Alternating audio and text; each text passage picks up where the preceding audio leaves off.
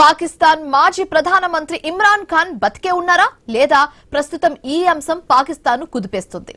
అవినీతి ఆరోపణలపై దాదాపు 150కి పైగా కేసులు పెట్టి అదియాలా జైల్లో ఇమ్రాన్ ఖాన్ ను బంధించారు. 2023 మే 6న జైల్లో పెట్టారు. అప్పటి నుంచి బయటకు వచ్చింది లేదు. తాజాగా ఇమ్రాన్ ఖాన్ గురించి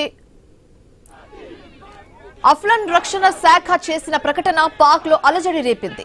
ఇమ్రాన్ ఖాన్ ను జైల్లోనే విషమిచ్చి చంపేశారనేది ఆ ఆరోపణ.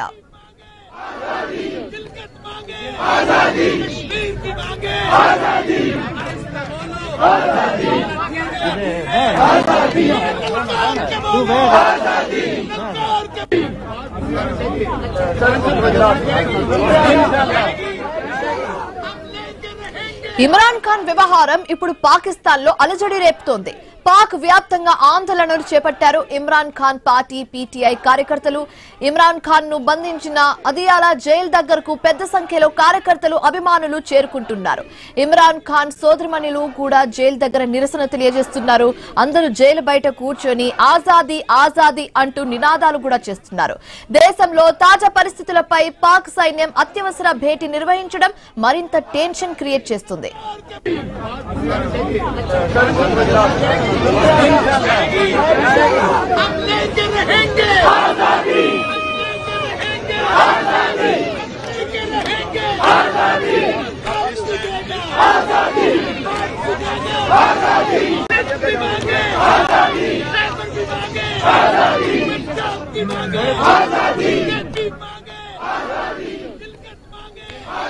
పాకిస్తాన్ మాజీ ప్రధానమంత్రి ఇమ్రాన్ ఖాన్ బతికే ఉన్నారా లేదా అన్న అంశం ఇప్పుడు పాకిస్తాన్ ను కుదిపేస్తుంది.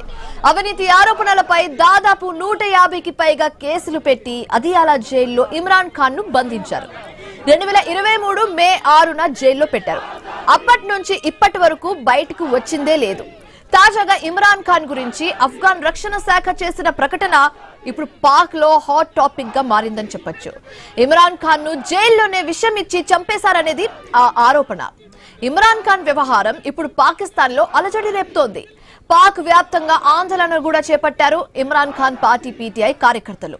ఇమ్రాన్ ఖాన్ కు సంబంధించిన అదియాలా జైలు దగ్గరకు పెద్ద సంఖ్యలో కార్యకర్తలు అభిమానులు చేరుకుంటున్నారు. ఇమ్రాన్ ఖాన్ సిస్టర్ కూడా జైలు దగ్గర నిరసన తెలియజేస్తున్నారు.